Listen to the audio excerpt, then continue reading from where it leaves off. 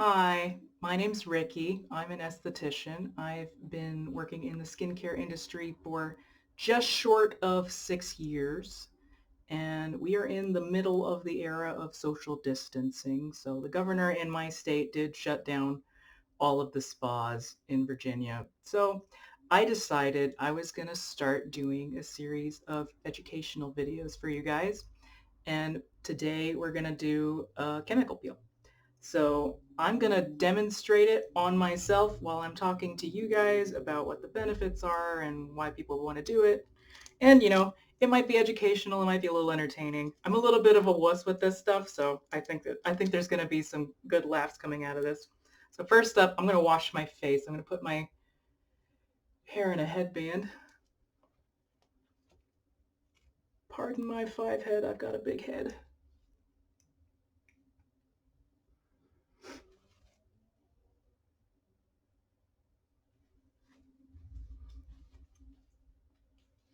So let's talk about what the benefits of a chemical peel are while I'm cleaning my face.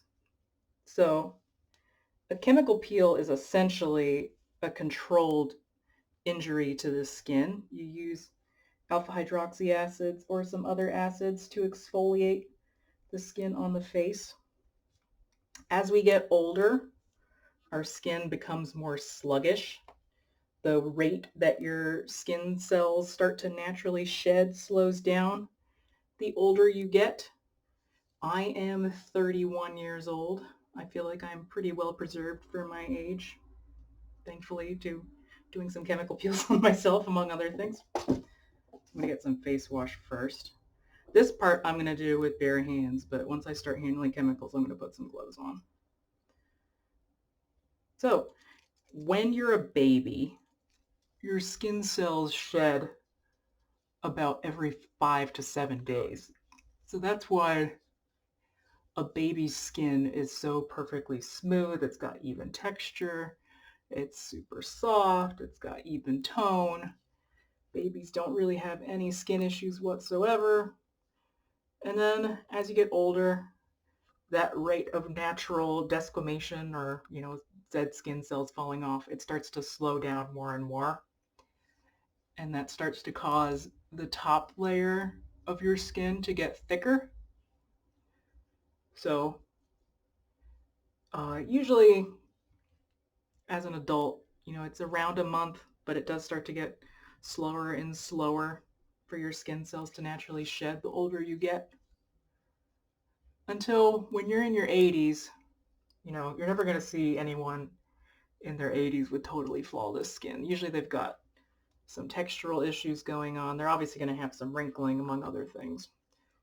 So what the peel does, it's an acid that squeezes its way in between your skin cells and makes them shed faster. So while you're recovering from the peel, your skin will start to physically peel off, kind of like a sunburn. Although there are different depths of chemical peels, so I'll get into that too. Lighter peels aren't going to have as much noticeable peeling as deeper peels. So what are the benefits of doing a chemical peel? So it depends on the depth too. The lighter peels are going to help with like giving your skin a little bit of a glow. Will help also with some textural issues. They might help with some dry patches.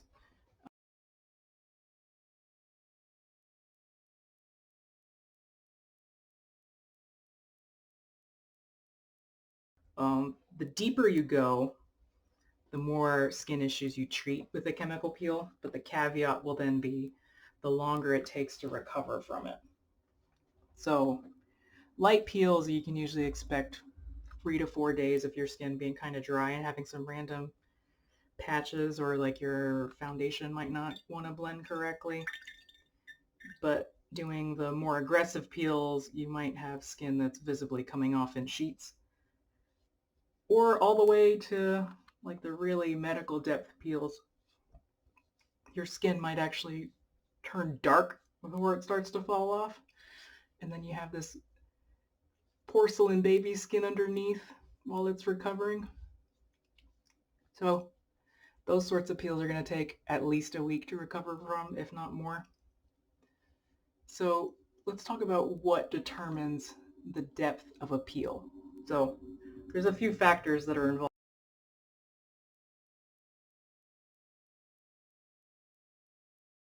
like whichever acid is used in the peel solution. So I tend to group them, I categorize them in my head to help me make sense of it. So the lighter peels are going to be alpha hydroxy acid peels. So like mandelic acid is a really light one, also a really light one. Glycolic acid is going to be the most common alpha hydroxy acid that you'll find either in skin or chemical peels. The smaller the molecule size with alpha hydroxy acids, the deeper they go into the skin. So mandelic acid has a very big molecule, and that's a very, very light chemical peel. It's not going to cause visible peeling on most people. Lactic acid is also going to be on the lighter side.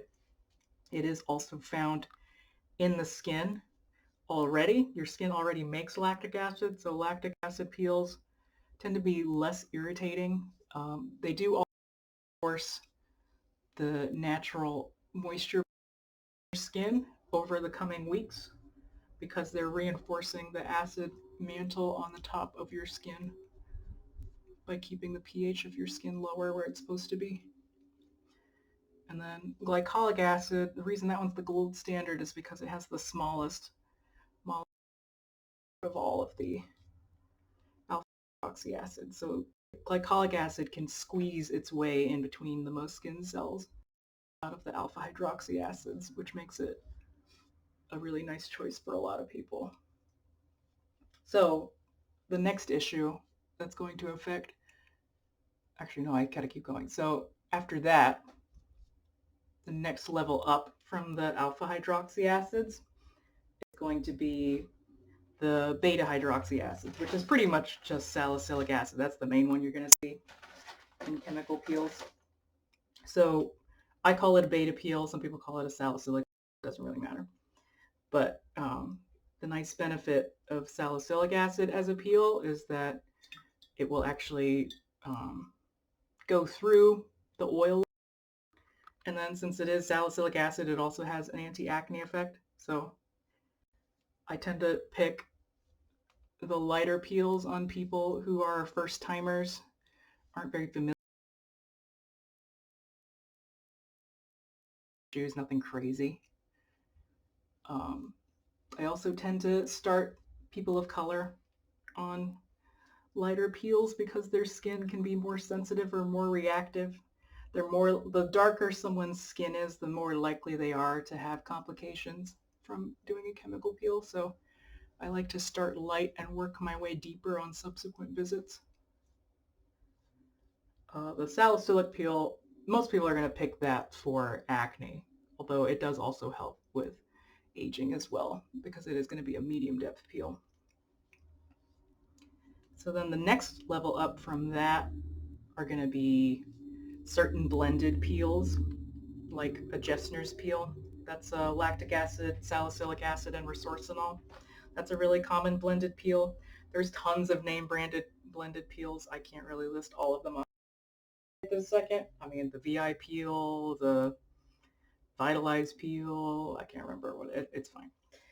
And those are all proprietary, so usually you can't even find what the formula of those is. Okay, my skin is clean. I'm going to put on some gloves now. I lucked out and found gloves before everyone went crazy in Virginia when it comes to hoarding things at their house, especially cleaning supplies.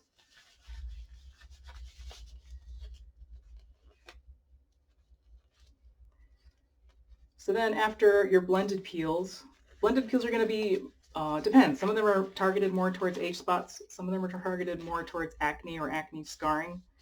Some of them are going to have chemicals in them like resorcinol or hydroquinone. So they might have like actual targeted ingredients towards certain skin issues. So like a hydroquinone based peel is going to obviously target your age spots. It's basically using the acid to squeeze its way deeper into your skin and then depositing that hydroquinone into deeper layers where it can lift up pigment. Okay. The next level after that are going to be TCA based peels. That's trichloroacetic acid. It is technically an alpha hydroxy acid, except it works differently. So while most alpha hydroxy peels are going to work by squeezing their way in between skin cells, TCA actually works by denaturing proteins. So it can actually basically kill the very top layer of your skin almost instantaneously. So that one will work in layers. It will actually like destroy an entire layer of the skin, which will then peel off in the coming week. So those are, depends. It's way more targeted, but TCA is going to treat, this is acetone, by the way. TCA is going to treat the most skin conditions. It's going to treat fine lines, larger pores, acne scarring, hyperpigmentation. It's really good on people that have a lot of sun damage if they've got that leathery texture to their skin. TCA is a good choice at lifting all of that up. The caveat being it's got a really rough recovery period because it's so aggressive. Ooh, stinky. The next level up from TCA are going to be peels that I can't do in Virginia. So anything that is phenol based. The phenol peel is going to be a peel that only a plastic surgeon or a dermatologist can do. They usually do anesthetize you for it too.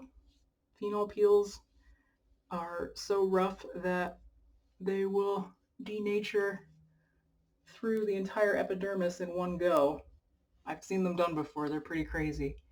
So TCA can denature through the entire epidermis, but it does it really slowly, whereas phenol does it like instantly. That's why you have to be a doctor to do it. I've seen some plastic surgeons do it, a phenol peel with a facelift. So while you're already knocked out, the facelift will treat the sagging skin, and then the phenol peel will treat the sun damage. I have seen complications from a phenol peel. The risk of peeling too deep is that you can actually permanently depigment the skin. So your melanocyte, the pigment-making cell in your skin, lives right between the epidermis and the dermis. So peels that are too deep might actually take off the entire epidermis, and they could potentially also take off the melanocyte, in which case you'll have a permanent white spot. There's really no way to get a melanocyte to grow back after you've already peeled it. So I'm never going to peel anyone that deep for obvious reasons.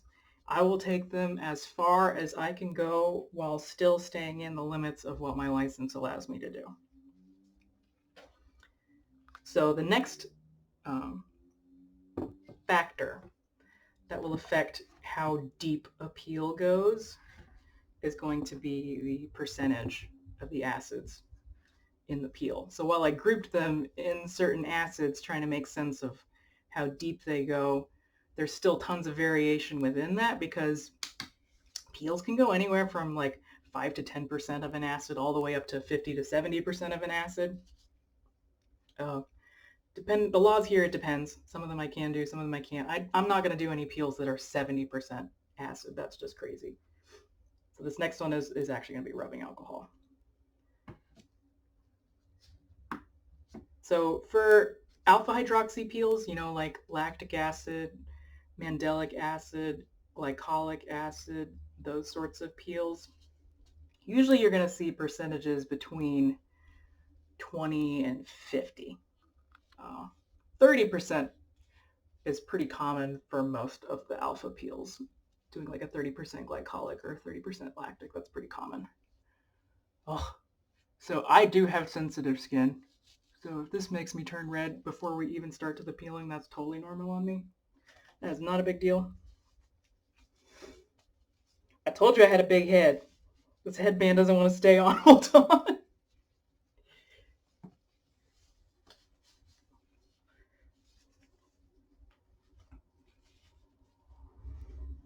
And then the next factor that also affects how deep a peel goes is going to be the pH of the peel solution itself. That stuff is going to be all really proprietary, so you as a client aren't going to know it.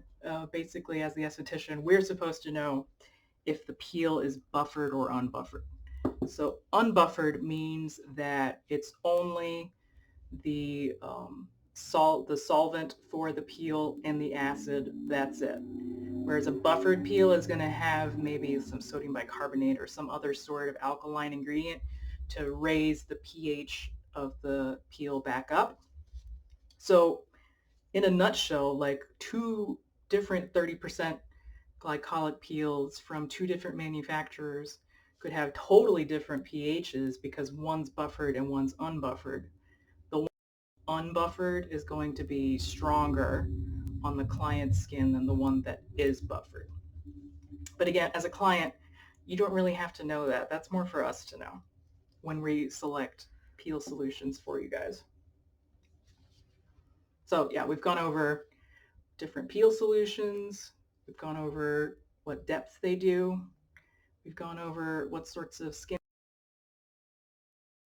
And I've also shown you how to prep the skin for a peel. So with chemical peels, most peel solutions do not like any sort of oil on your skin. So your skin has to be like bone dry for it. So that's why I first washed with a foaming cleanser.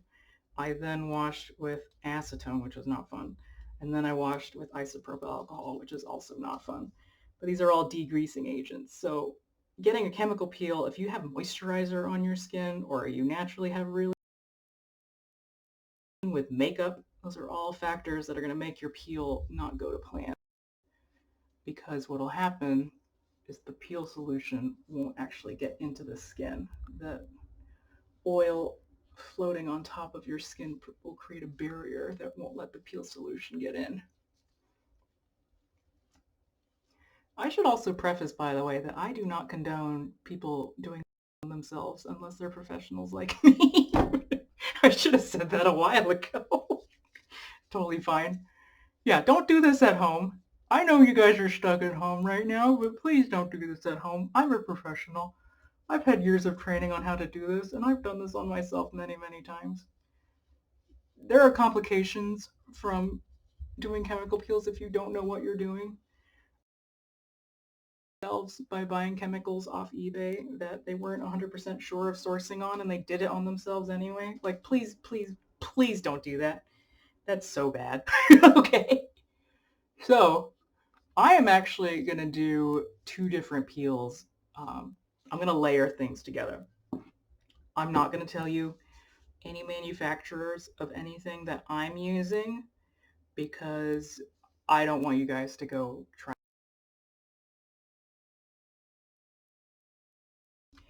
I'm going to layer two different peels. The first one is going to be a lactic acid based peel. So remember, that's one of the ones. It's 35% lactic acid, 7% salicylic. So that little bit of salicylic kind of pumps up what the lactic acid will treat, just a little bit. It is unbuffered, so it is pretty acidic. It doesn't have anything to raise the pH back up.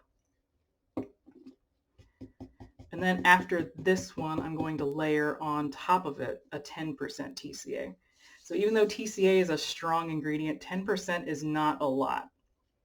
So 10% TCA by itself is not a crazy strong peel. Like usually TCA peels that are really aggressive are going to be in the 20 to 30% range. And again, my skin is pretty familiar with chemical peels because I've done them on myself so many times, or I had other people do them on me so many times. So I'm going to have a little bit more of a natural tolerance to these chemicals than someone who's never done it before. The more times you get peels done, typically the less peeling you actually see from doing it because your skin's built up a tolerance and there just isn't as much damaged skin to lift up on someone who's already had peels done a few times.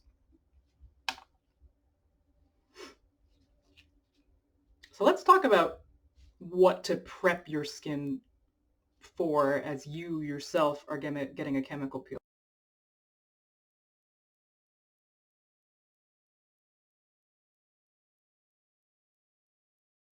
Use some acids in your skincare periodically anyway. I typically recommend someone using either a glycolic or lactic acid based cleanser or adding in a glycolic or lactic acid based toner into their skincare routine. I really lost my train of thought. I really don't recommend any other acids for toners. I mean, salicylic acid can be used in a toner on someone with acne, but I tend to see people abusing it, which is why I tend to recommend doing the glycolic or lactic acid based toners instead. My nose itches. So remember, lactic acid naturally exists in your skin. It's a little bit more on the gentle side, whereas glycolic acid has that smaller molecule and it squeezes its way in between your skin cells. So, okay, we're going to start the peel. So lactic acid, remember, it reinforces the natural barrier to your skin, which does aid in hydration over the coming weeks. It's on the lighter side, but this peel has a little bit of salicylic acid, 7%, to make the lactic acid a little bit stronger. Woo! Okay. Whew, it's got fumes.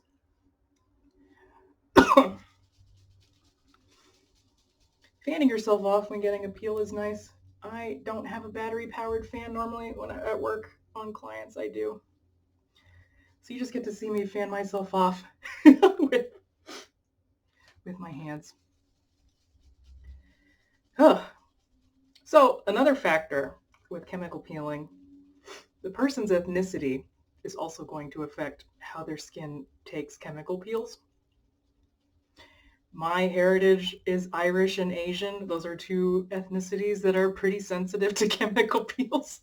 So if I tear up or turn red, that's totally normal. I am used to it. Okay. I am going to wait before putting on any other ingredients to my skin. If I do tear up, it's a natural response in my case. It's totally normal. Ooh, pretty spicy.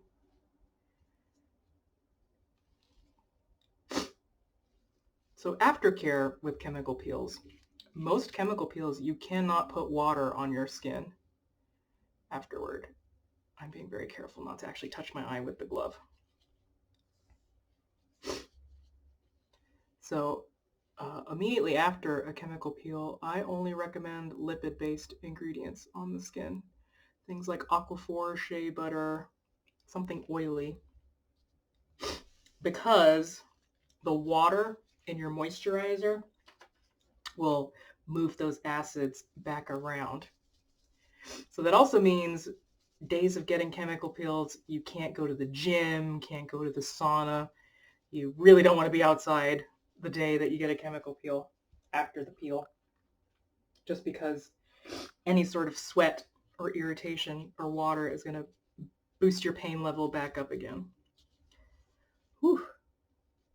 Here I am saying, I'm going to put another chemical solution on my skin, and I'm like, it's okay. I do it for you guys. Okay.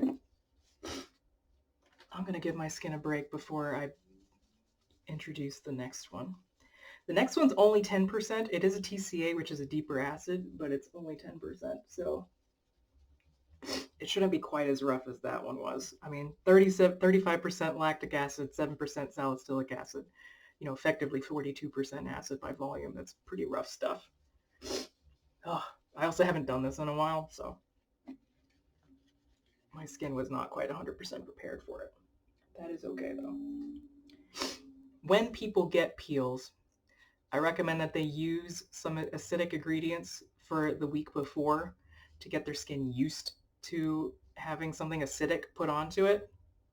But you don't want to do anything that's going to make the peel stronger in those last 48 hours. So no retinol the last 48 hours before a peel, no scrubs the last 48 hours before a peel. no acids the last 48 hours before a peel. No salicylic acid, no glycolic acid, no lactic acid.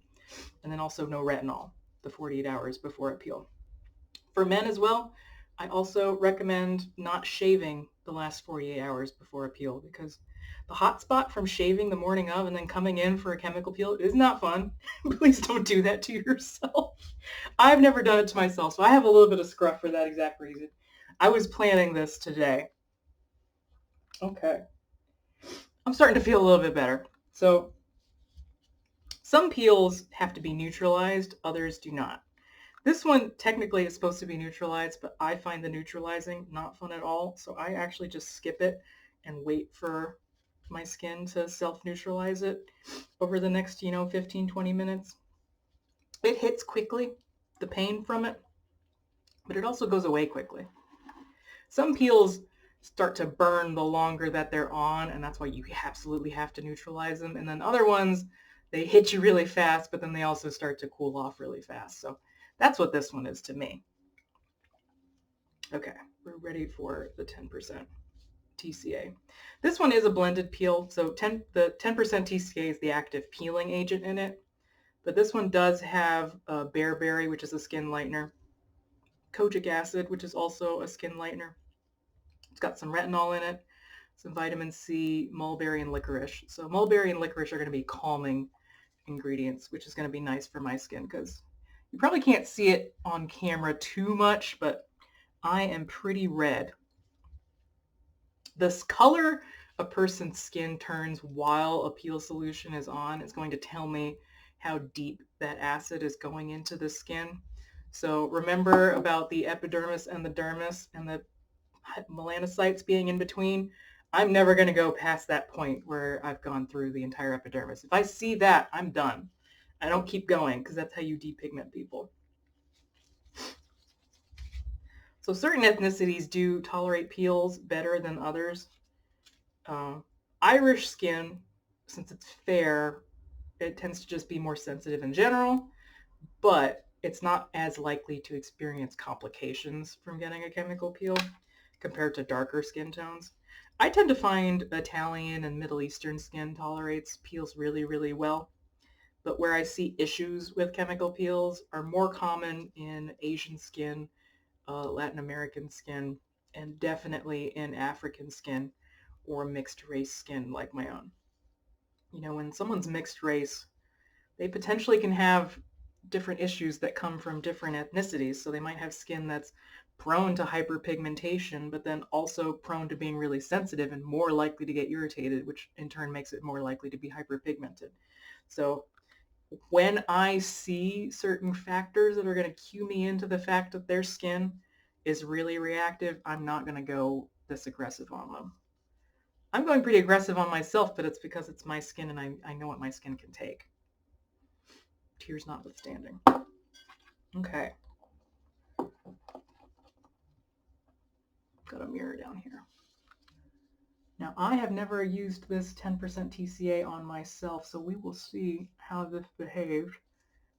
When I used it on a client, she had said that it really didn't irritate her that much, which was why I did that really acidic peel before it. I'm trying to boost the effects of this TCA on me. Now, TCA does have the potential to go through the entire epidermis, so I got to take this really slow. TCA does not develop quickly. It develops very slowly. So doing a TCA peel, I do not do multiple coats very quickly.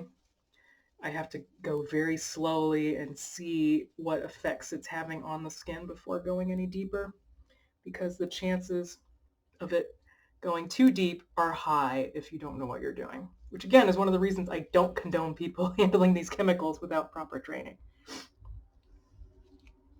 I had a lady that came and saw me and she had this donut-shaped scar on her face. And so I had asked her, like, what happened here? It was on her cheek somewhere. And she got really embarrassed and she was like, well, do you really want to know? She said, yeah, I saw someone doing TCA on the internet. So I bought some off eBay and I used a Q-tip and I put it on my age spot and then I went to bed. And when I woke up, there was a blister there. I'm like, oh God. So, what had happened was she had killed the entire epidermis on her skin on that one spot and then also went deeper because she just went to bed. So instead of an age spot on her cheek, she ended up having a crater, which, she knew that she messed up. She knew that was her fault. Whew. I doubt it's going to read on camera. I can see it in my mirror right here. There's these 3 white spots. I guess you can't see it on camera. So that's called frosting.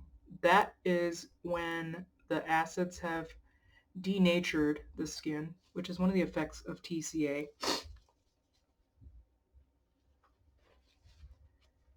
So denaturing is when the proteins from the peel, or the proteins in your skin actually like unlink from themselves, or they kink up.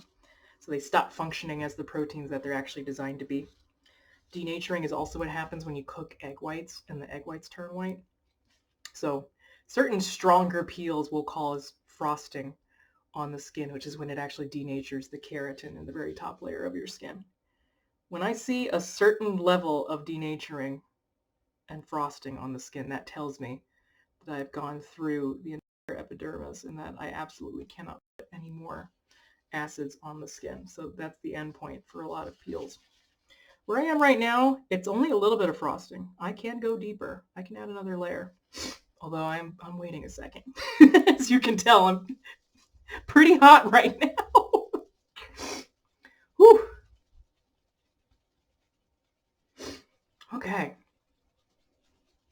Yeah, we're going to do one more.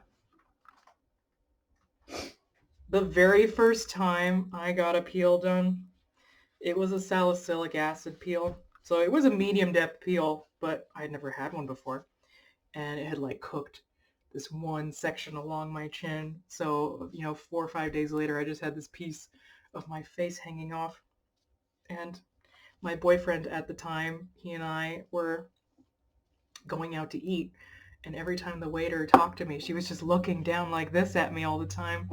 And I went to the bathroom and I just see this piece of my face hanging off.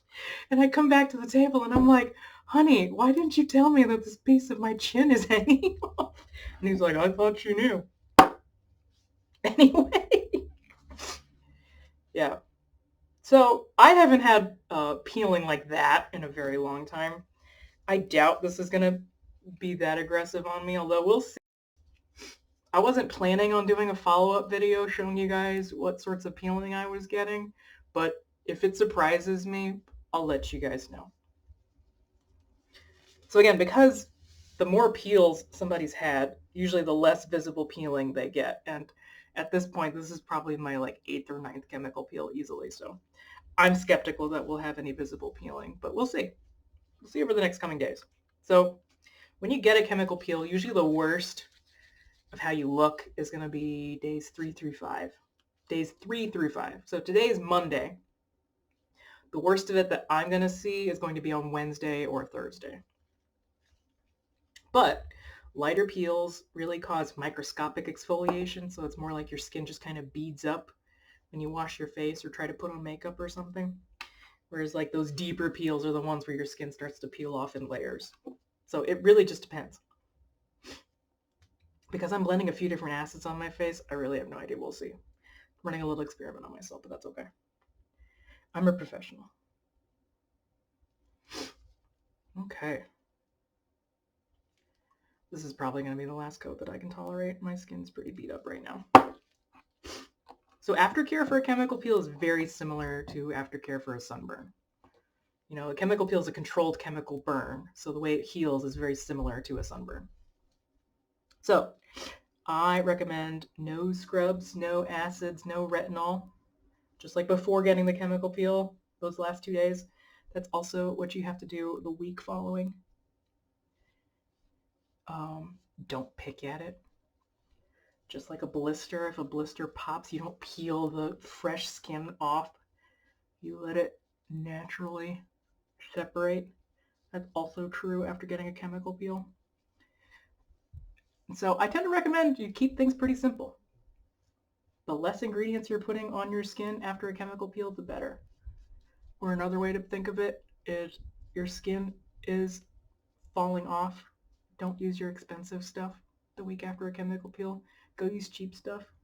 I'm not against someone using Cetaphil or CeraVe the week after a chemical peel. Whew, okay, I'm pretty cooked. I'm gonna let this one calm down, and then I'm gonna use shea butter as my post-peel cream. Some peel protocols are gonna have people put on a hydrocortisone cream immediately after a chemical peel. That is okay for most people, just it tends to bring their pain level right back up because the hydrocortisone cream tends to have a lot of water in it,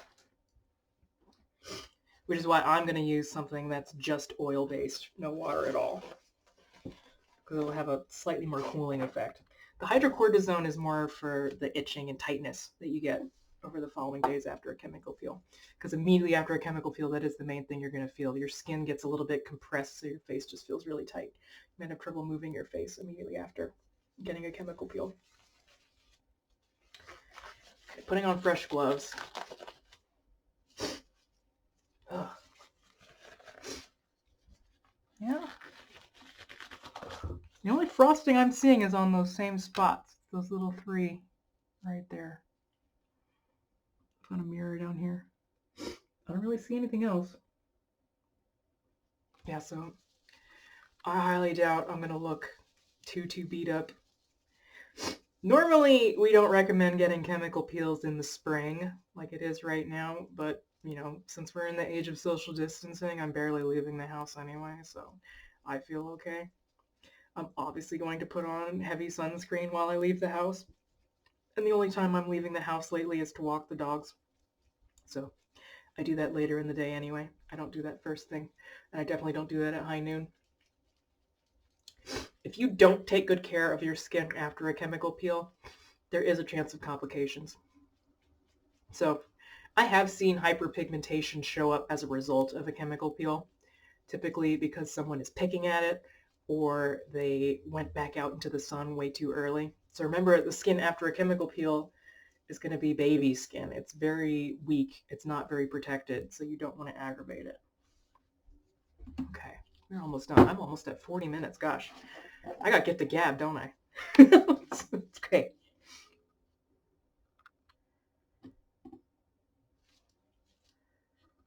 So I'm just starting out doing this, so if you guys have any sorts of skincare issues that you want to see me talk about in another video, leave a comment down below. You can also find me on Instagram. My Instagram handle is Ricky Dementia. That's RIKIDEMENTIA. I'll type that down in the description box for you guys as well. And then I just started a new Twitter. That one is Nerdy Aesthetic. So NERDYESTHETIC. Nerdy Aesthetic. That's my Twitter handle. And I'll leave that all in the underbar for you guys. Okay, so this is just shea butter. It's just oil. There's nothing water-based in it. So it won't bring my pain level back up. Although my skin is pretty mad at me right now.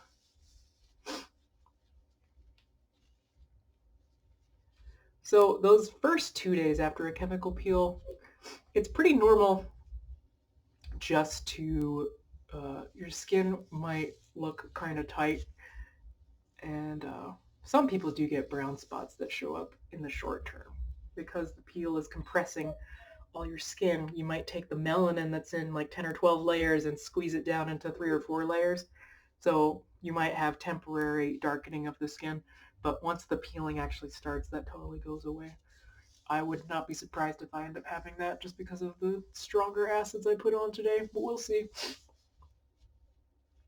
And then when the peeling starts, lighter peels just cause your skin to pill up a little bit, whereas deeper peels will cause your skin to peel up in sheets. If a peel went too rough, is when you have that risk of blistering.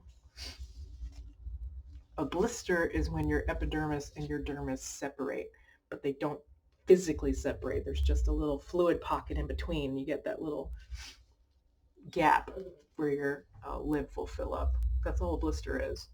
So, normally blisters happen from friction, just you putting too much sideways pressure on your skin from tight shoes or whatever. But chemical peels can also cause blistering if they're too rough. Okay.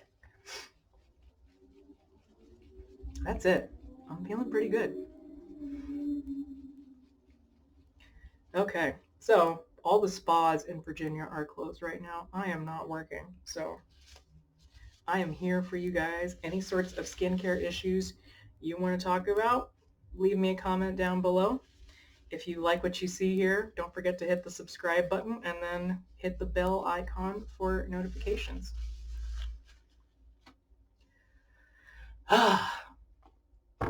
All right. It was nice seeing you guys. Take care.